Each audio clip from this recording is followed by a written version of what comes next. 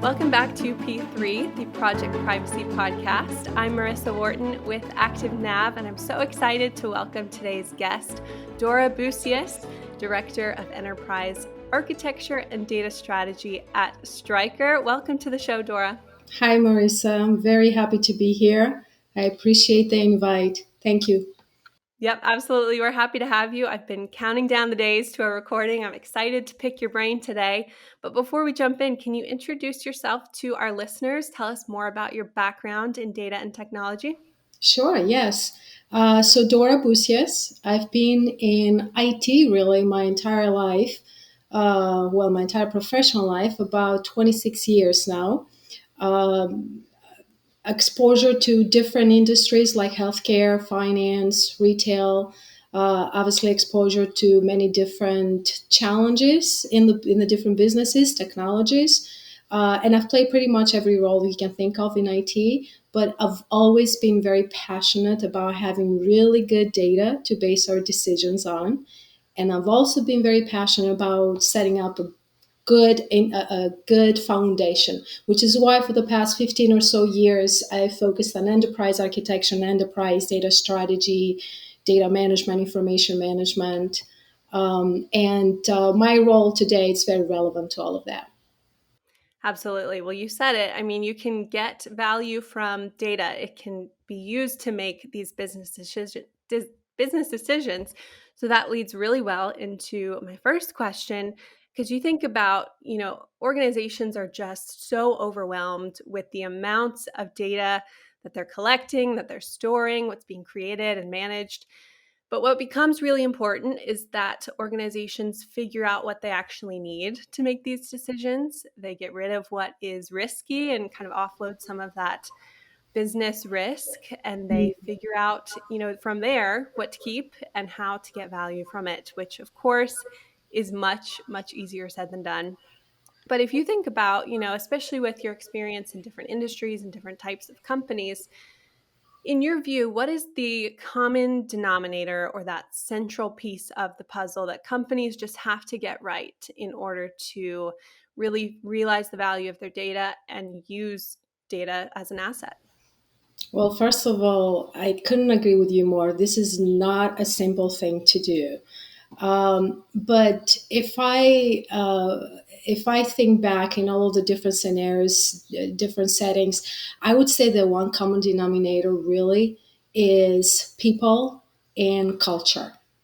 Are we when we have the right people in the right roles, and then the culture of collaborating and being transparent, how we go about it, how we work together. In my mind, that is the common denominator, and it can just make or break any initiative out there. Typically, obviously, whatever business challenges we have, there is typically a project or a program, an initiative, many moving parts. But again, that one common denominator that makes a huge difference is how we work together and how do we ensure that we have the right people in the right roles, being passionate about what they're doing, caring about what they're doing. When they're passionate about it and they're in the right role, they'll do a better job. And then when we work together and put our heads together, it leads to a better outcome. Absolutely. And I think something to pull from that answer is that passion. Does that come from the top or does it come from anywhere? Should it come from everywhere? Well, ideally, it should come from everywhere, but I think you hit it. The setting the right example all the way from the top down through the different layers of the organization, that's a huge enabler. Again, that makes a huge difference. When people see that their leaders are authentic, that they care, that they talk the talk and walk the walk. They lead by example. It is, and again, I'm going to say it again, being authentic about it. People see through when that's not the case. So yes, everyone and all of us have a responsibility too, right? To bring our best selves, which is why I'm going to go back to passion. It's so important because again, when we love what we're doing, we do we tend to go above and beyond to bring our best self to work every day. but setting the right example and making sure that goes through all of the different layers of the organization. That's important. Absolutely. And that people process technology combination is difficult to get right. If you think about it as a formula or a ratio, would you say it's equal parts people, processes, and technology? And I think I might know, where your answer might be based on your previous statements there. Or would you stack rank them and say it's definitely people? If we have the right people, but our technology isn't quite right, it'll balance out. Or would you say, that we have the perfect technology for what we're after, but our processes aren't quite there, but the people in the middle can kind of even that out over time? How would you prioritize those, or stack rank them to achieve the greatest success in an organization? Yeah, it sounds like a cliche almost. We keep saying it, people, process, technology. It's almost as if we take it for granted, right? I mean, you hit it. People, in my mind, is the most important one, and the most important factor. So, I mean, in a formula, I haven't done a study to have some specific stats there, if you will, but I would say people are definitely more important, and then processes and technology as well. I think the differentiator there, from my experience, is when we're looking at processes and technology in an end-to-end viewpoint. Not go down the path of, okay, we're looking at a particular system or a particular technology. We'll put the processes around it, obviously having the right people, holding people accountable, being very thoughtful about how we're setting up our processes. That's all important. But the other very important factor in my mind is making sure that when we're looking at process and technology, that we are taking into account any downstream impacts. Upstream, downstream, we really need to look at the whole picture. So it's not any one of these factors that if it's really good, then the rest will come along. I think there is immense value in ensuring that they all work together. But I do think, again, that common denominator, it's the people and how we work with each other, because we can Absolutely. get past figuring out what's the right technology. We can get past, and it's a lot easier to be thoughtful if we have a purpose and an intention around, what is the business process here? How do we want to set up the process? What is the right technology? So that's all important. But for those processes to happen or to leverage the most we can out of the technology is how we apply it. And who applies it? People do. Because even when everything is automated, you still have that human element. And I think that's the most complicated one of all of them, which is why I think it's at the top. But they all have to work together too. Absolutely. I think that's a fantastic point, is that no matter what you do, there's a human element. So I think that's a really, really great point and a fantastic perspective. And in doing my research, before this episode, I was watching, some of the other interviews you've done, and something that you have said in the past is Mm. that people should not underestimate the change management and the culture transformation aspect of these larger data management projects. So when you think about project planning, you have that timeline of what you need to do and when you need to do it. Where would you put the culture change and that, again, change management piece? Is it, steps 1 through 5 Mm. are in our department, step 6 we'll think about everyone else, or maybe should you think about it at the beginning? Hmm.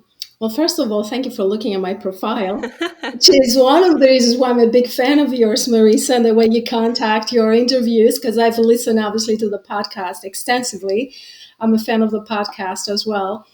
So to answer your question, yes, I think it needs to be there throughout the process. I think it really starts early on.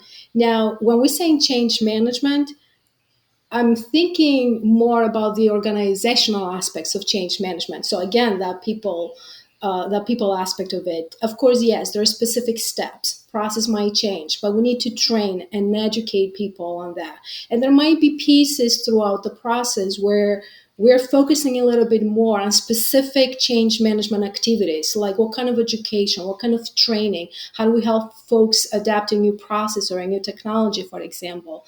But unfortunately, many times this is an afterthought. In my experience, this is something that needs to stay throughout, and it starts early on. We really need to be proactive in thinking about this ahead of time, because working on an initiative, for example, there's so many moving parts, so much happening. We don't want to forget about that. So it needs to be a very thoughtful, uh, intentional set of activities that we put around it in order for that to help us be successful with the entire initiative that we're working on at the time. So, And are there any of those activities that you've found to be a little more successful now that change management has to be virtual for the most part, at least? oh well, this is the whole situational awareness piece, as I like to tend to refer to sometimes. You certainly, as part of that, as part of the organizational change management, need to be aware of what's happening around. So, for example, if we're all virtual because we're working from COVID, what does that mean? It's not just the specific processes or technologies, a new system that we are implementing, new program that we're implementing, but how do we do this now in a virtual world? So there's additional aspects that need to be considered. So the way we might train and educate folks to adopt a new program, and be active participants in the implementation, or once we say, okay, we've reached a phase where a specific set of capabilities has been, let's call it deployed, right? Let's rolled out. Um, uh, it's a different, we still have to do the education and have specific training and other change management activities, but take into account now, how do we do that virtually? Is it going to be exactly how we were to do it if we were all in the office, in a conference room, a war room, whatever you want to call it, right? So being aware of the situation and putting everything in context, basically, um, yes, we need to be cognizant of that. Yeah, absolutely. And something I think that if you were to, control F, find something in all of our podcast transcripts, you'd find silos a lot. We've Mhm. certainly heard about that on the show, outside of the show. Um, when you have IT in one place, you have data governance in another, information management somewhere else. Mhm. We know it tends to work a little bit better when people are working cross functionally, but people aren't really sure how to go about breaking down those walls. I think especially when we're all virtual. So how would you go about it? What advice do you have? And on the flip side, is there ever a case for silos? Do silos ever work? Hmm. Interesting question. I haven't heard that one before. But how would you go about it? I think it starts with knowing that this exists and putting some intentional effort behind it, thinking about, okay, so how, what do we need to do? Let's make it a very specific goal that we work on. And I think it goes back to, again, the human element. How do we start talking with people to explain to them why, in this particular case, let's say, because in most cases, I have to think a little bit about that. I don't know that silos work unless it's something very local and it does not have enterprise impact and it's very local. Okay, you can be in a silo there. But in my experience, organizations, for as long as I can remember now, are more about, especially big, large global organizations, are more about how do we work together to get economies of scale, to streamline our processes, to make sure that we're not reinventing the wheel every time with everything we do, right? Just bringing everybody together, talking about it, again, the human element, training folks, educating folks, and educating them on the culture that we want to set up as well, which is a culture of collaboration and transparency and listening and understanding the other person's viewpoint so that you can better articulate your own viewpoint so that we can together get to uh, the better outcome and march, if you will, towards common goals. Right. And I would think that culture piece again comes from the top, and then you Oh, hope yes. that you have the passionate people in place that will embrace that culture and run with it. And then again, for those, the greater good is a terrible cliche phrase, but greater good of the business. So I think there's a lot of work that can be done, and it's again easier said than done, and especially when most businesses are still virtual. But there is a saying that the only constant is change, or Mhm. change is inevitable. It's those quotes that you see pop up every now and again. And data professionals have certainly seen a lot of change over the past decade or so when you think about the evolution of storage or the evolution of data privacy, how people are valuing their data and the regulations behind that. When you think about cybersecurity and how Mhm. breaches have changed. Mhm. Um, and there's something on your LinkedIn bio that says that you are a person who is comfortable with driving change. And I love that. I think that's hard to do. A lot of people are change averse. So what advice do you have for someone who is a little bit wary of accepting change and slow to adopt change? And then on the second part of that question, what changes do you anticipate in the data management space in the next few years? Yeah. If you don't mind, Marisa, I want to go back a little bit just on what we said before and the point you Sure. made about driving from the top. The reason why I think that's so important because every time I see people trying to drive that from the bottoms up, there's only so much success, right? Right. In order to be able to scale in a large organization, we're not talking about organizations like 10, 15 people. That's a little bit easier just because again, there's a The small silos number of haven't been people, the built yet, silos right. haven't been built exactly, or even an organization even with 100 people, right? So, in order to really see that happen at scale, I think this is why it's so important to live it, breathe it, teach it, exemplify it from the top, and again, have that intentional effort behind it because it does make a difference. And that is also relevant. I think it makes a difference to dealing with change. You just said, change is the only constant. You asked about people that are change averse. What would say to them? What I would say is it's a way of life. It's you cannot avoid change. So unless you want to be stuck where you are with limited opportunities, then might as well just be open to it and figure out if you want the opportunities, if you want to grow, you just gotta get comfortable being uncomfortable because there's no other way to go about it. I mean, old habits die hard. That's why change is so hard. All habits are so hard to break, but I know there's books written about it. You're not hearing it from me first. It's when we're going through those uncomfortable times. It's also when we grow, we learn, our minds opens up. So again, for any professional today that really wants to feel that they are contributing value, to feel that they want to have opportunities that perhaps they see other people have opportunities, might as well just accept the fact that it's not going to go away. If as a matter of fact, if I were to make a prediction, I would say that change is only going to get harder because of the technology changing as well and the business environment being as dynamic as it is. Change is only going to continue. If anything, it's going to get harder and bigger. So might as well accept that again, unless you want to be stuck in what you're doing and not have as much opportunity. Then once you have that light bulb moment, if you will, and you make the decision, then yes, then be open to it. Listen, learn. Like I said, be comfortable being uncomfortable because that's what's going to help each one of us to just grow. Yep, I love that. Be comfortable being uncomfortable, because it is easy to settle into habits, especially when you're in your own box working from home. And to your point, change is going to get harder. It might become more rapid, and you just have to keep up.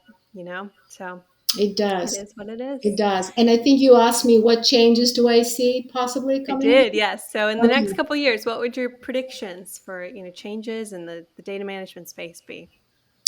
What I've been seeing for quite a while right now is in the data management, enterprise information management, enterprise data governance, data management. One of those things is also how you define these things. So in this data space, data and analytics, even one observation that I have over the last several years, the past few years, several years, it's even more so than before, is that a lot of the solutions, the technology solutions out there, that just start keep overlapping with each other. So data management space, you mentioned before, you have governance, you have MDM, you have security, you have privacy, you have analytics. And if I were to take stock of the many of the leading platforms out there, you might be looking at a data privacy platform, but then it does things that you would expect a data governance, data quality platform do, and vice versa.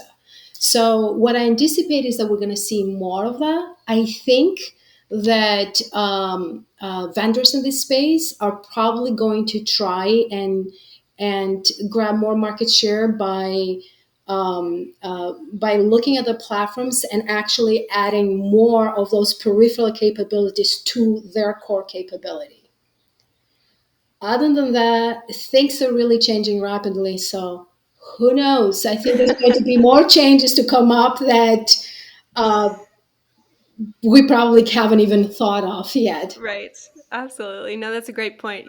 2 years ago, I think we were obviously in a much different place with working remote, and then everything had to change overnight. So there are, of course, those things that you just can't predict, but that's a great observation about the vendor side of it and something to think about, as companies are looking for a technology, a solution that might fit their needs and then the needs of another department or another. So that's a Mhm. great observation.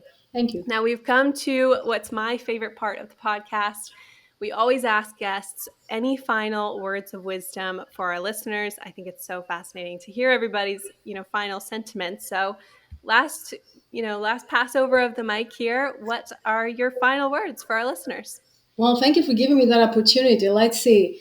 There's so many things really, but one thing that comes to mind because I keep seeing it is when people sometimes think that technology will just solve everything. And technology is not that silver bullet, as you might have heard before, I'm sure. And I think there's so much buzz around so many different technologies sometimes.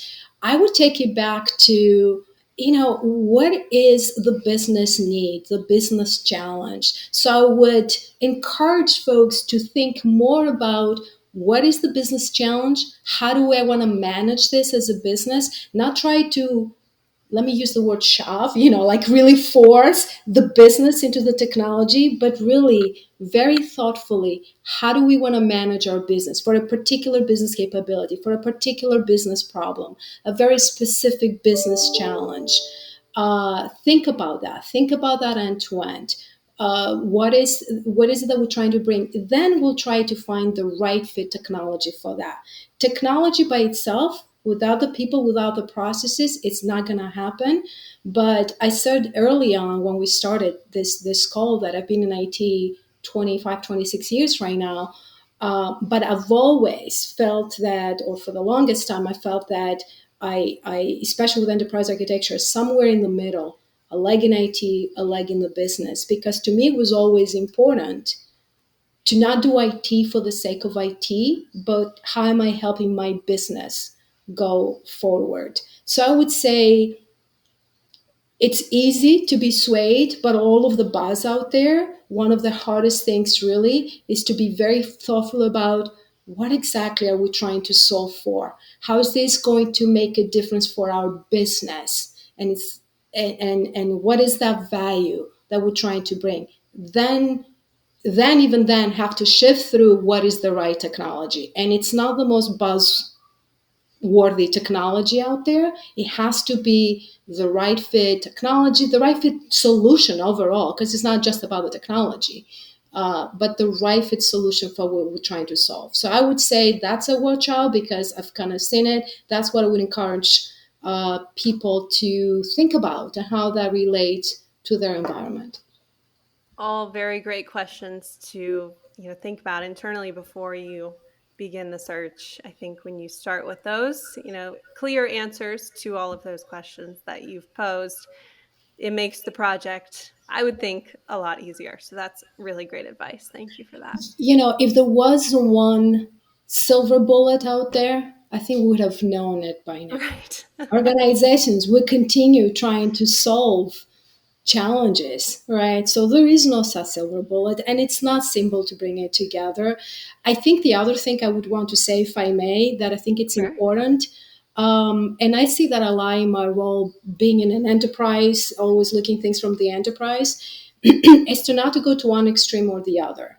So we can't just make everything perfect for the long term, because we do have short term needs as well. So it's a delicate balance there, to just balance the long term with the short term. But the long term, it's usually, and the end to end view, it's usually the afterthought. So let not that be the afterthought.